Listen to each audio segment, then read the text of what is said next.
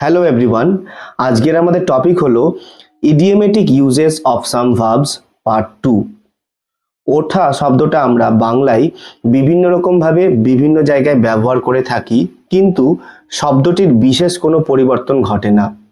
সমস্যা হলো এই ওঠা শব্দটি আমরা ইংরেজিতে যখন বিভিন্ন জায়গায় বিভিন্ন রকমভাবে ব্যবহার করতে যাই তখন পুরো শব্দটাই চেঞ্জ হয়ে যায়।